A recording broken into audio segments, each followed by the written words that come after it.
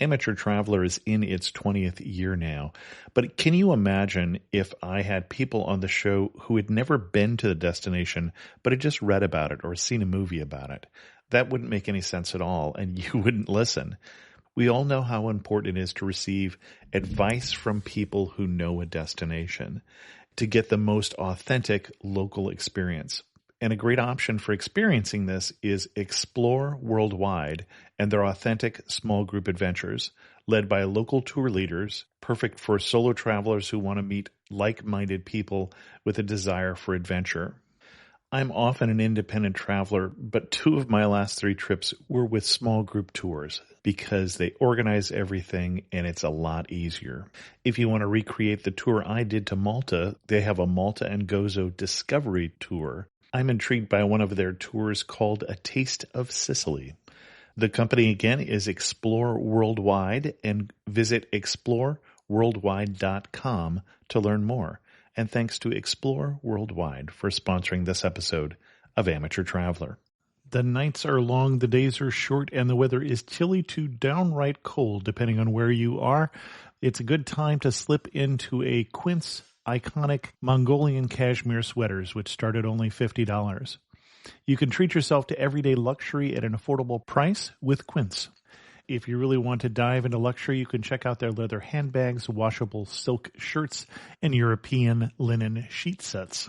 Whatever you're looking for at Quince, all the prices are 50 to 80% less than similar brands, and they do that by partnering directly with top factories and cutting out the middleman. They only work with factories that use safe, ethical, and responsible manufacturing processes. And of course, they use premium fabrics and finishes for that luxury feel in every piece. But you've already heard me rave about my Quince travel pants. Treat yourself this winter without the luxury price tag. Go to quince.com/traveler for 365-day returns plus free shipping on your order. That's QUINCE.com/traveler to get free shipping and 365-day returns. Quince.com/traveler, and thanks to Quince for sponsoring this episode of Amateur Traveler. Amateur Traveler Podcast, Episode 47.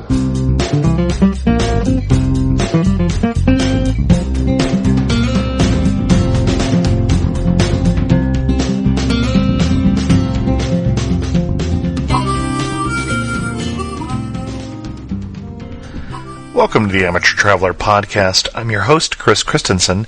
Today in the show, we go to Las Vegas. This episode is brought to you by HotelBook.com. For your next trip to Las Vegas, visit HotelBook.com for rates of up to 30% off.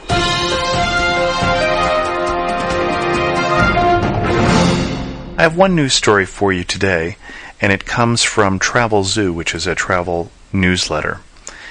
Travelzoo recently signed up their 10 millionth subscriber, and to celebrate, they are sending their 10 millionth subscriber, Mr. Matthew Wagner, on a trip of a lifetime to outer space. His suborbital spaceflight will take place in 2008, but he's already joined the chairman and CEO of Travelzoo on a zero-gravity preparation flight over Cape Canaveral. Links to that in the show notes. I've been planning on doing a show on Las Vegas for quite some time, but Tuesday morning of this week, I had a chance to fly to Las Vegas for a meeting with one of the executives from eBay China, who was in for the eBay's eBay Live show, which was being conducted this week at the Mandalay Bay Hotel, or the Mandalay Bay Convention Center in Las Vegas. So I thought that I would use this as an opportunity to take some more pictures. I'll take some video of Vegas that I'll put into the video edition of the Amateur Traveler Podcast sometime in the next couple weeks. And I thought we'd talk about Las Vegas. I was planning on doing a sightseeing tour, but one of the problems I ran into was there were something like 30-mile-an-hour winds in Las Vegas, or that's what it felt like. So all of the sounds that I was recording outside, which was the bulk of the sounds, didn't really come out well enough to use them, so we'll do that some other time. If you haven't been to Las Vegas, let me try and give you some impression of why Las Vegas is different from any other place you're going to run into on the planet. I have a friend who lives in Las Vegas, and I had a chance to have dinner with her on Tuesday night, and she's driving me back to the airport to catch a flight back to San Jose. She said, one of the things that's different about living in Las Vegas is when you ask people what their occupation is, you never know quite what they're going to say. And I said, oh, can you give me an example? And she said, well, contortionist, for instance. She also said that one of their neighbors has a full-scale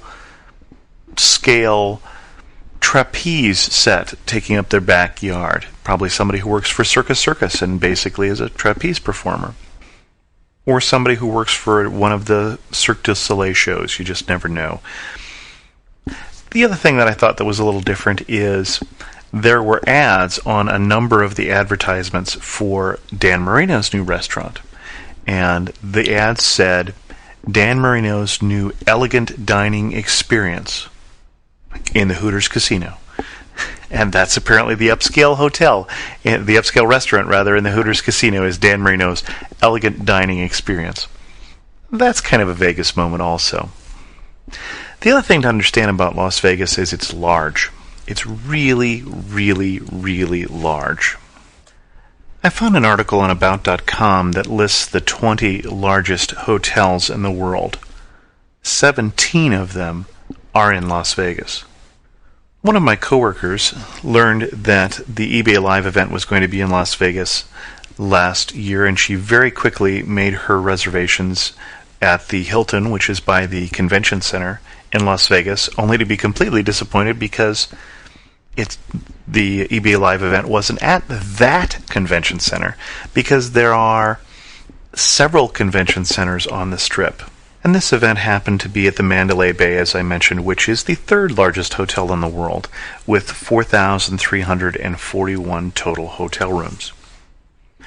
So they were staying in room 3,200 something, and they said, no, that's not the 32nd floor room something or other, that's the third floor room 200 something or other. The other interesting thing to understand about this hotel, which will give you a view of a lot of different Vegas hotels, I was talking to somebody at the show, and they described this very wonderfully bizarre experience where they checked into the hotel, and they went away with their ID, and their driver's license and their credit card, and they came back in about 5 minutes and said, would you mind if we upgraded you to a penthouse suite? Well, certainly not. So they were upgraded to a penthouse suite, which had a jacuzzi, had 2 flat-screen TVs. They looked at the back of the door to see what the rack rate was for the room, and it was $5,000 a night. And I was very impressed by that, so I was telling this to my coworker, who were staying in a nice hotel room, but it looked a lot like a hotel room. It could have been pretty much a nice hotel anywhere. And they said, well, check out what the room rate is for this hotel room. And this regular hotel room went from $300 a night to $3,000 a night. So one thing to know about Las Vegas is it is not the cheap place it used to be. If you've heard stories of Las Vegas where gambling supported everything, hotel rooms were cheap, food was cheap, shows were cheap, that's not the Las Vegas of today. Certainly there are bargains, and HotelBook.com, for instance, our sponsor, will point you at some of the smaller hotels that will give you a better deal, but those associated with the hotel, many of them, or with the casinos, many of them are very expensive. And they're particularly expensive on occasions like New Year's, and that's what in that hotel room is going to be $3,000 a night or something like that.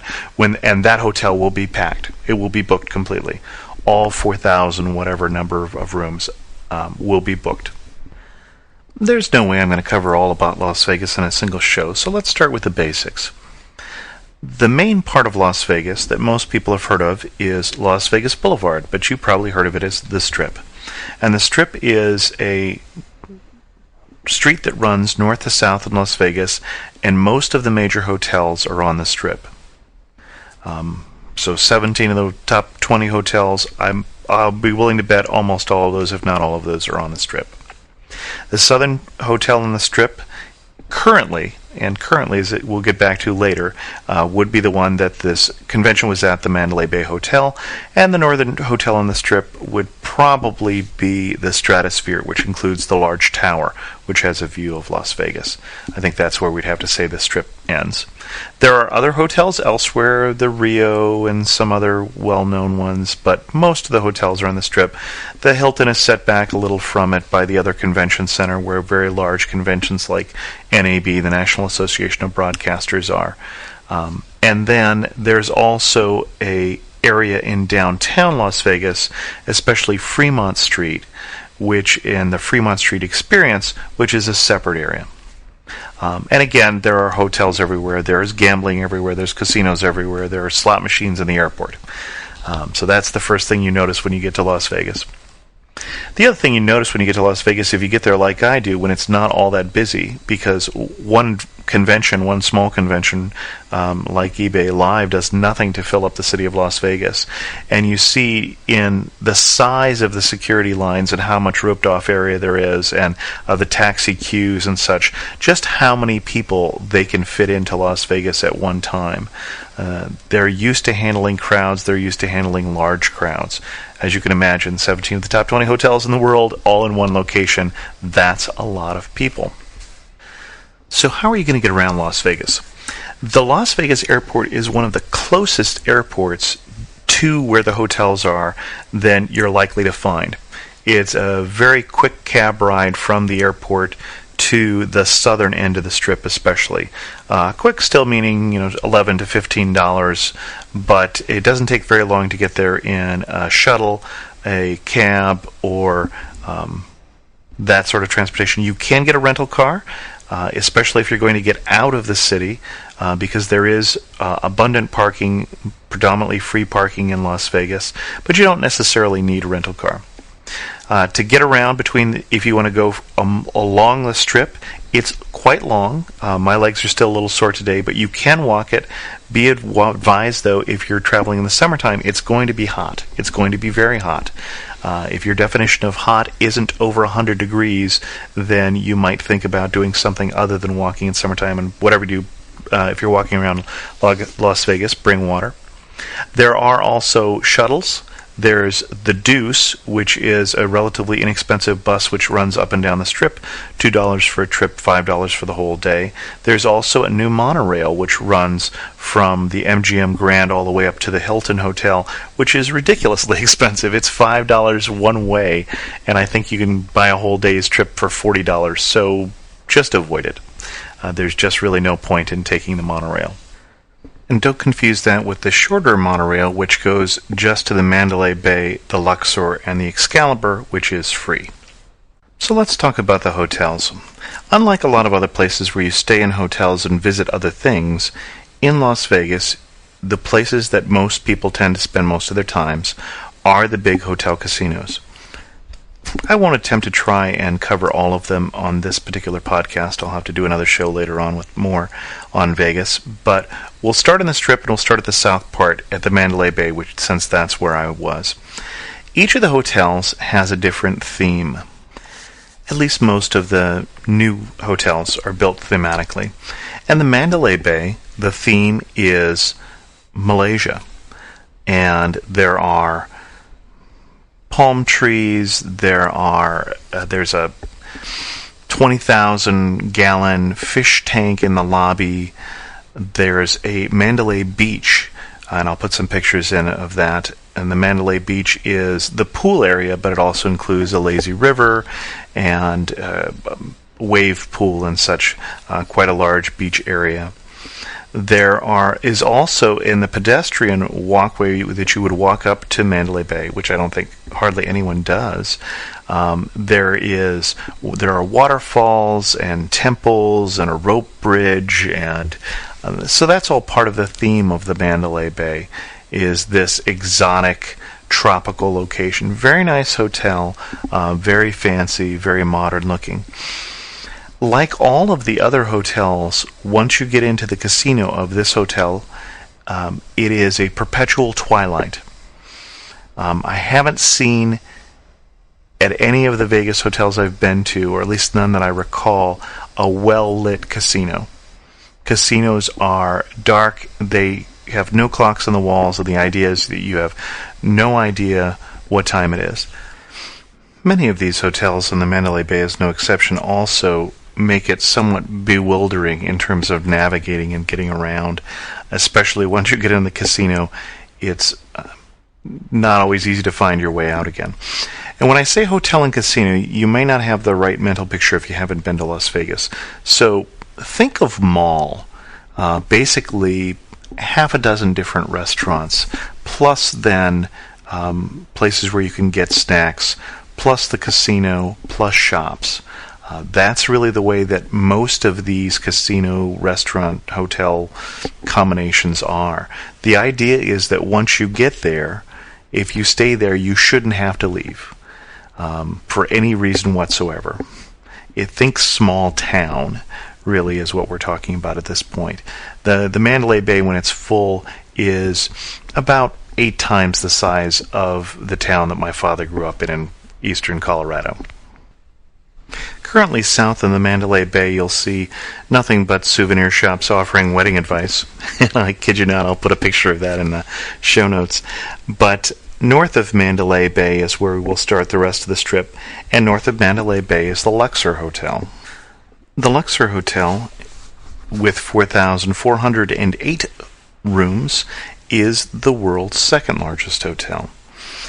And you probably already would recognize this one. It's a pyramid. It looks like an Egyptian pyramid, and Egyptian is the theme, with the Sphinx sitting outside that the tram or the monorail will pull into from the Mandalay Bay, and Egyptian statues guarding the entrance.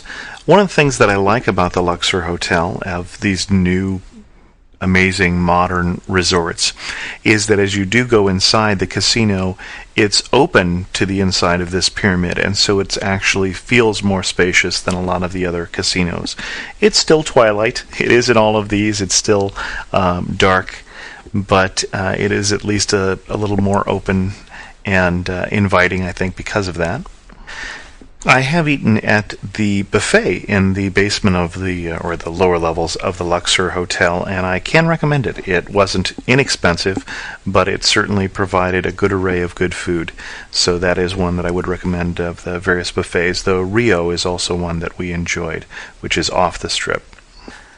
Just north of the Luxor Hotel is the Excalibur Hotel. The theme of this castle-like hotel is King Arthur, and you may see King Arthur greeting you as you come in the door. You'll see knights in shining armor, or at least pictures of them.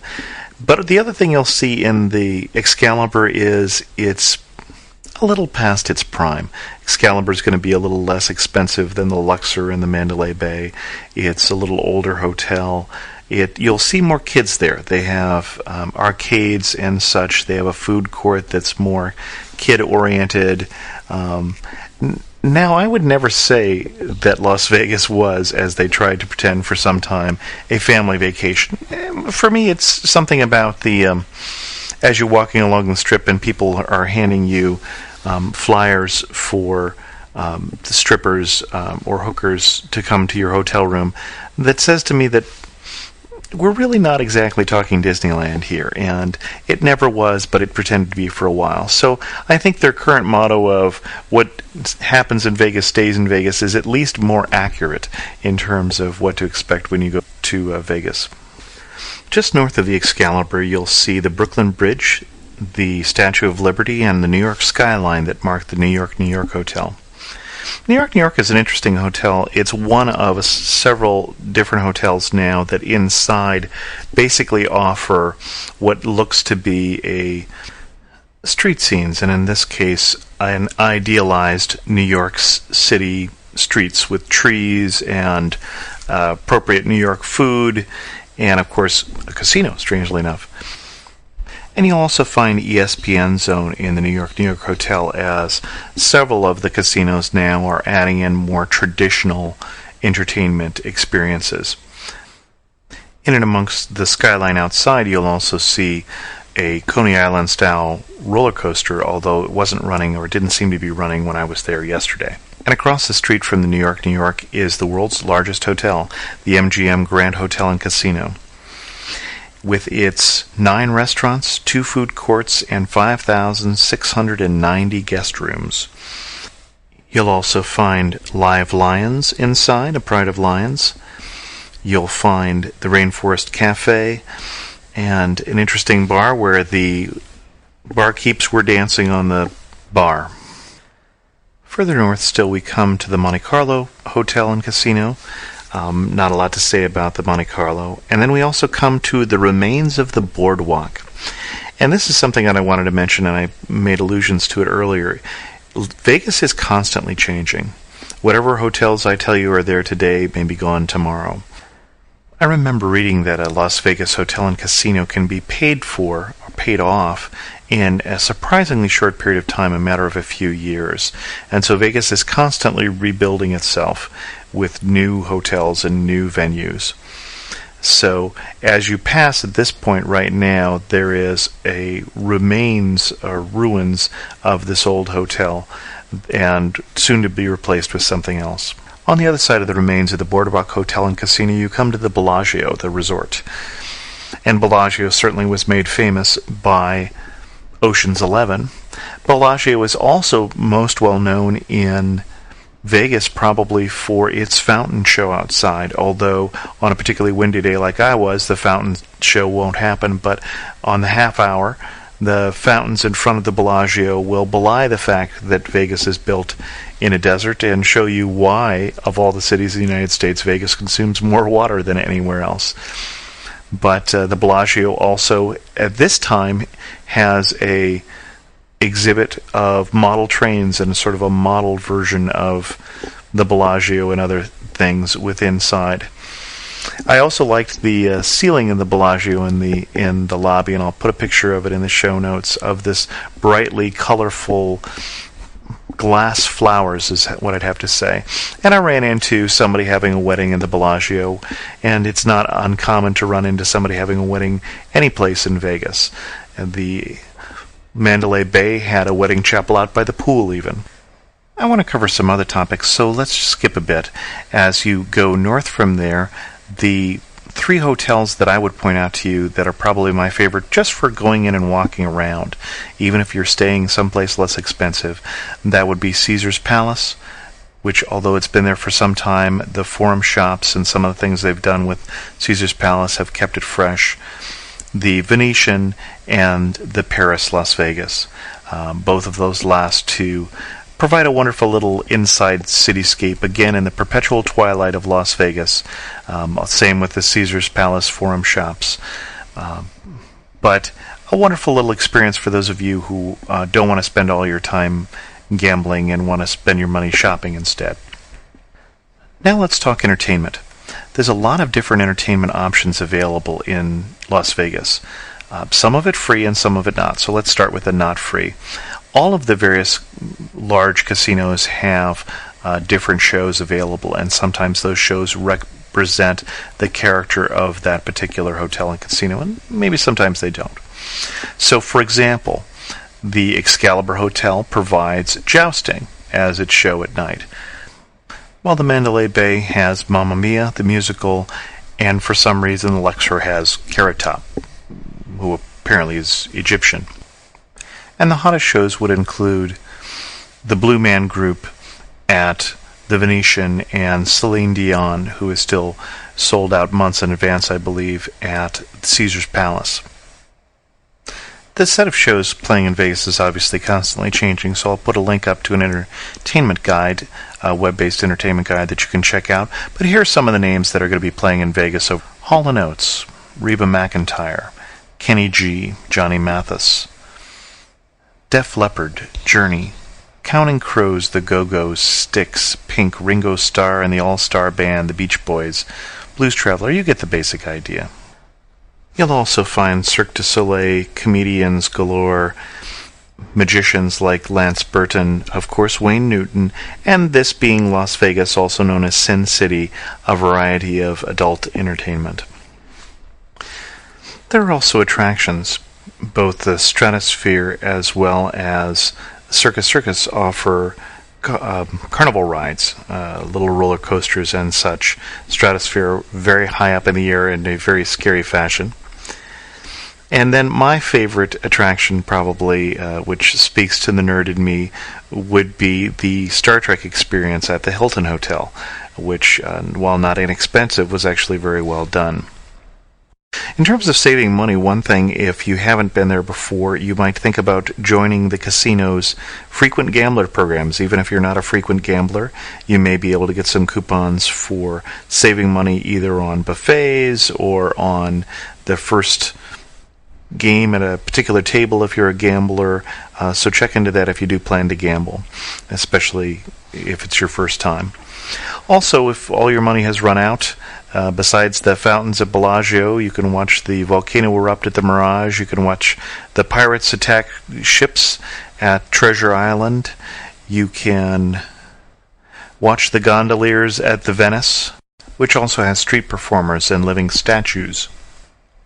Caesars Forum Palace has a audio animatronic show called Bacchus's Statues, which, while cheesy, is also free. Circus Circus provides free circus acts performing daily, which, again, are kind of cheesy. And then if you get to downtown, there are a lot of musicians at night on the Fremont Street Experience, and then every day on the hour after dusk, there is a light show which is synchronized with music, which is worth seeing if you happen to be in the area. Don't forget the Lions at the MGM. And then I'll put a link in the show notes at amateurtraveler.com to a guide to Vegas on 25 cents a day, which includes free things to eat and cheap things to do. There's also, I understand, gambling in Vegas. Although I am not myself a big gambler, I can spend about $5 on video poker, keep busy for a while, and then that's about it for my limit, because I don't like to lose.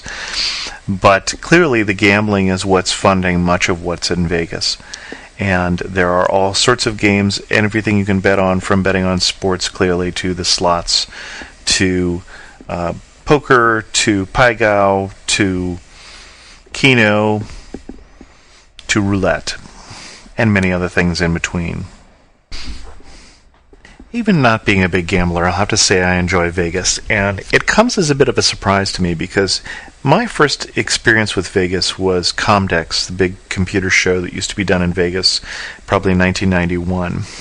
And at that point, Vegas was not the way it looks now, and not with the big theme resorts, and it was a little sleazier and a little dirtier and not as interesting, probably. And I didn't think I would ever go back to Vegas, but we had an exchange student, as I've mentioned, Yavuz, who stayed with us for almost a year from Turkey. And we asked him at one point, where in the whole country do you want to go? Thinking he might say New York City or wherever, and we were actually thinking we'd get on a plane and take him there, and he said Las Vegas. Now, he was only 18 years old. He couldn't gamble. He was Muslim, and even if he was old enough, he wouldn't be able to gamble anyway. But he just really wanted to see Vegas. And seeing him with his picture taken with a Elvis on the street or with his head in the stocks of the Excalibur probably is one of the reasons why I enjoy Vegas more now than I did before. We spent 3 days there with another friend, Mark, especially offering us tour guide services on the first day. Mark, who knows Vegas better than I do. And I do find that there are things to do in Vegas. There are shows to go to. We went to see Steve Warwick, who was a magician there at the time, who made a whole Hummer disappear, and that was even before gas was at $3 a gallon. And we also got out to the Red Rocks area, which is a park outside of town, to climb on the rocks, which is something that's also enjoyable in the area.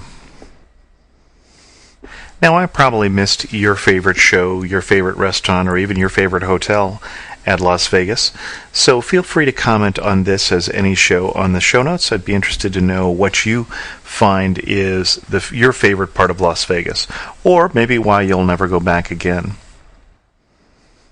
Stay tuned in the next couple weeks for a video edition, not of the exact same information here. The video edition, in fact, probably won't have narration, but will have just video of walking through the various casinos and what's to see there. Things like the spiral escalator at Caesar's Palace or some of the other odd things about Vegas. Check out the show notes at amateurtraveler.com for other resources about Las Vegas. I'll put up some other links there as well. Welcome to all the people who found the Amateur Traveler through the iTunes featuring me this week. Some of the shows that should be coming up will be Southern California, Antarctica, and Tanzania, as I head there in 3 weeks. Tanzania, not Antarctica. The 1-year anniversary of Amateur Traveler is coming up. July 9th is the date I see on the website as the time that I've hosted the first episode of the Amateur Traveler podcast.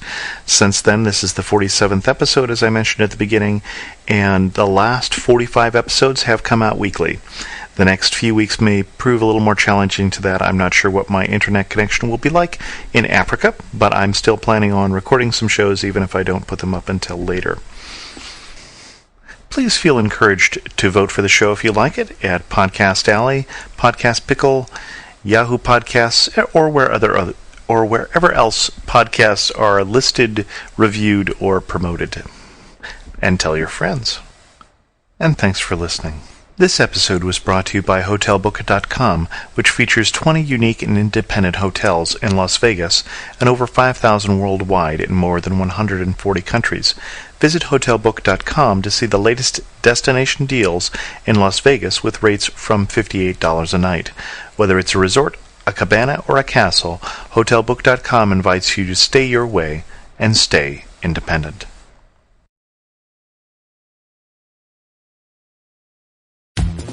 The best and the brightest, served up daily by the sharpest minds in content delivery, Podshow and Limelight.